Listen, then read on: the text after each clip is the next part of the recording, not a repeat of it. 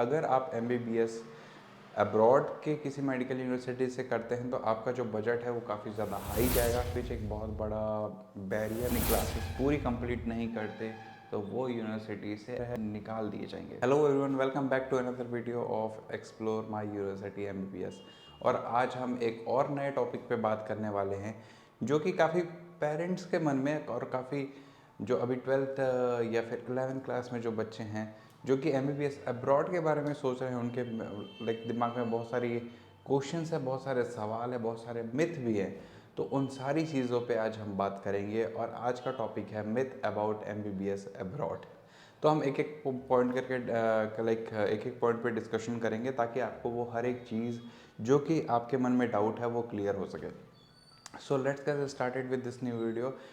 सो myself doctor Dumesh Magendra, और आज मैं आपको क्लियर करूंगा वो सारे पॉइंट्स जो कि है मिथ अबाउट एमबीबीएस अब्रॉड। तो सबसे पहला टॉपिक है हमारा वो है हाई बजट को लेकर। बहुत सारे पेरेंट्स, बहुत सारे स्टूडेंट्स के मन में एक डाउट है कि अगर आप एमबीबीएस अब्रॉड के किसी मेडिकल यूनिवर्सिटी से करते हैं तो आपका जो बजट है वो काफ़ी ज़्यादा हाई जाएगा। सो ये एक मिथ ही है, जस्ट बिकॉज क्योंकि वहाँ पर जो भी मेडिकल कॉलेजेस होते हैं अब्रॉड में वो सारे के सारे गवर्नमेंट मेडिकल यूनिवर्सिटीज़ हैं और उनके जो बजट होते हैं वो near about 15 lakh complete education के, जो कि पूरे कंप्लीट एजुकेशन एमबीबीएस की हम बात कर रहे हैं, 15 लाख टू 30 लाख 45 लाख के अप्रॉक्स जाता है। तो 15 लाख से 45 लाख के बीच में आपका सारा वेरी करता है यूनिवर्सिटी टू यूनिवर्सिटी, वहाँ पर आपके एजुकेशन कंप्लीट हो सकती है, जिसमें कि आपका कॉलेज का फीस, हॉस्टल फीस, सारी चीज़ें इंक्लूड होगी। तो ये एक ऐसी यूनिवर्सिटी, बहुत सारी यूनिवर्सिटीज़ है अलग अलग कंट्रीज़ में, तो आप अपने हिसाब से एक यूनिवर्सिटी चूज़ कर सकते हैं। नेक्स्ट हम बात करेंगे नीट यूजी के एग्ज़ामिनेशन को लेकर। बहुत सारे पेरेंट्स के मन में डाउट है कि हमें अगर अब्रॉड में एडमिशन लेना है तो हमें हाई रैंक लेके आना है। सो ये सबसे बड़ी गलतफहमी है, वहाँ पर हाई रैंक की ज़रूरत नहीं पड़ती। अगर आप सिर्फ और सिर्फ एलिजिबल हैं नीट यूजी के एग्ज़ामिनेशन में तो भी आप अब्रॉड के किसी भी मेडिकल यूनिवर्सिटी में एडमिशन ले सकते हैं, बिकॉज नेशनल मेडिकल कमीशन का एक नया रूल है। अगर आप किसी भी यूनिवर्सिटी में एडमिशन लेना चाहते हैं आपको सिर्फ उसमें नीट में एलिजिबल होना पड़ेगा। Next all about the language. Language एक बहुत बड़ा बैरियर है, बहुत सारे पेरेंट्स के मन में, बहुत सारे स्टूडेंट्स के मन में डाउट होता है कि लैंग्वेज को लेकर बहुत सारे प्रॉब्लम्स आते हैं। लैंग्वेज एक बहुत बड़ा बैरियर है हॉस्पिटल प्रैक्टिस को लेकर। कुछ हद तक ये बात सही भी है और काफ़ी हद तक ये बात गलत भी है। कैसे? हाँ, लैंग्वेज का बैरियर तो रहेगा ही। जैसे कि हम इंडिया में तो हम हिंदी में बात करते हैं, रशिया जाएंगे तो रशियन लैंग्वेज में बात करेंगे, यूक्रेन जाएंगे तो यूक्रेनियन लैंग्वेज में बात करेंगे। ठीक है, तो depend upon place to place वहाँ पर लाइक लैंग्वेज वेरी करती है। और अगर हम इंडिया की बात करें तो इंडिया में अगर मैं छत्तीसगढ़ में हूँ तो छत्तीसगढ़ी में बात करूँगा अपने पेशेंट से। अगर मैं तमिलनाडु में चले जाऊँगा तो तमिल में बात करूँगा। ठीक है, तेलंगाना या फिर आंध्रा में गया तो तेलुगु लैंग्वेज में बात करूँगा। So it's all about the like region कि कहाँ पर आप कौन सी जगह पे आप पढ़ाई कर रहे हैं, तो वहाँ पर आपको थोड़े बहुत ही इस चीज़ों को देखना पड़ेगा। नेक्स्ट हम बात करेंगे अबाउट द एग्ज़ाम्स। ठीक है, तो बहुत सारे बच्चों के एक डाउट होते हैं कि उनको एग्ज़ाम देना पड़ता है, जैसे कि आइल्स टॉफल को लेकर कोई एग्ज़ाम, एक मैंडेटरी एग्ज़ाम होते हैं, उसके बेसिस पे ही आपका एडमिशन होगा। इस तरीके से कोई भी एग्ज़ाम्स वहाँ पर नहीं होते। IELTS TOEFL it's all about for Canada, Australia, इन सारी जगहों पे होता है। आप अगर किसी भी दूसरी यूनिवर्सिटीज़ में एडमिशन लेना चाहते हैं लाइक रशिया, यूक्रेन में, तो वहाँ पर कोई भी एग्ज़ाम देने की आपको ज़रूरत नहीं है। सो नेक्स्ट हम बात करेंगे admission in private medical universities के बारे में। बहुत सारे पेरेंट्स के डाउट होते हैं कि उनको जो वहाँ पर एडमिशन दिलाया जा रहा है वो किसी प्राइवेट मेडिकल यूनिवर्सिटीज़ में दिलाया जा रहा है। ऐसा कुछ भी नहीं है, वहाँ पर सिर्फ और सिर्फ गवर्नमेंट मेडिकल यूनिवर्सिटीज़ है। जो प्राइवेट मेडिकल यूनिवर्सिटीज़ है हम उन कॉलेजेस में बिल्कुल भी एडमिशन के लिए सजेस्ट नहीं करते। और क्योंकि आने वाले टाइम पे बहुत सारे प्रॉब्लम्स फेस करने होंगे उन प्राइवेट मेडिकल यूनिवर्सिटीज़ को, और ऑलरेडी जो बच्चे जिन प्राइवेट मेडिकल यूनिवर्सिटीज़ में पढ़ रहे हैं बहुत ही पुअर इंफ्रास्ट्रक्चर है, 3-3 फ्लोर 4-4 फ्लोर की बिल्डिंग में उन्होंने यूनिवर्सिटी बनाई हुई है। काफ़ी ज़्यादा प्रॉब्लम्स वहाँ पर बच्चे फेस करते हैं। तो अवॉइड करें ऐसे भी कोई भी यूनिवर्सिटी में जाने के लिए।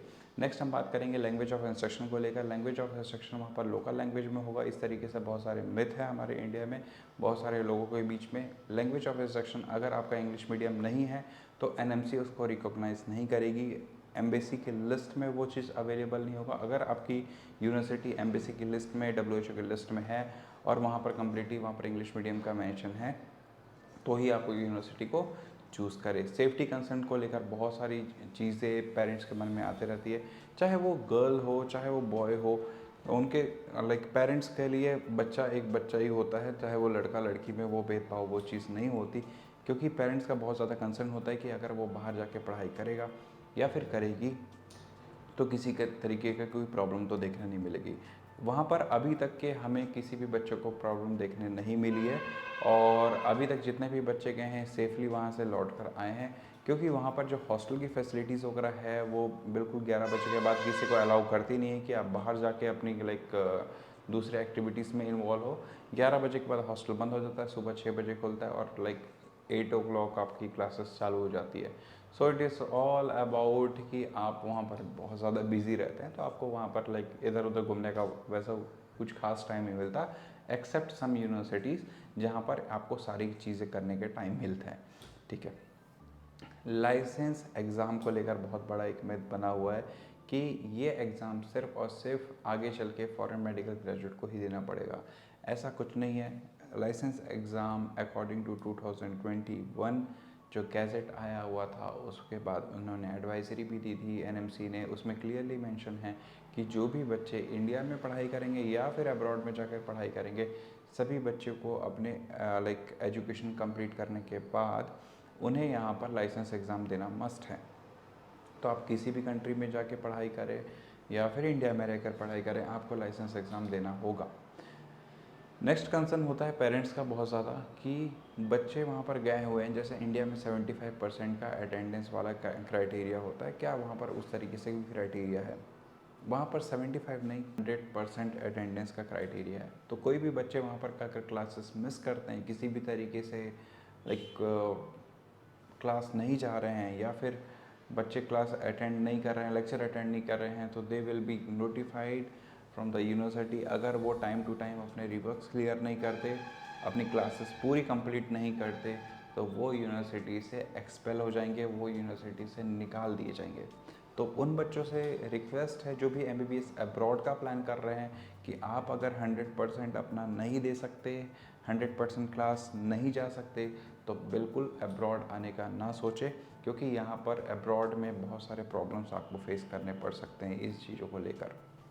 ठीक है, अगर आप कोई नॉर्मल से कोई यूनिवर्सिटी चूज़ करते हैं जहाँ पर सिर्फ उन्हें स्टूडेंट लाने में इंटरेस्ट हो, पढ़ाने में ना, तो आप बिल्कुल जाइए। वहाँ पर बहुत सारे आपको लोग मिलेंगे जो कि अदर एक्टिविटीज़ में इन्वॉल्व हैं। बाकी उनका जो एजुकेशन सिस्टम है बिल्कुल बदहाल पड़ा हुआ है। तो इसलिए जो भी कॉलेज आप चूज़ करें बहुत ही सोच समझ के कॉलेज चूज़ करें। आई थिंक इस वीडियो के थ्रू मैंने आपके सारे मिथ क्लियर किए होंगे और आपको बहुत सारे इन्फॉर्मेशन इस वीडियो के माध्यम से मिले होंगे।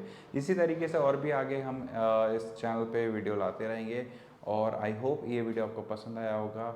If you like this video, please share this video with your friends, with your families, and till the next video, goodbye, take care, Jai Hind, Jai Bharat.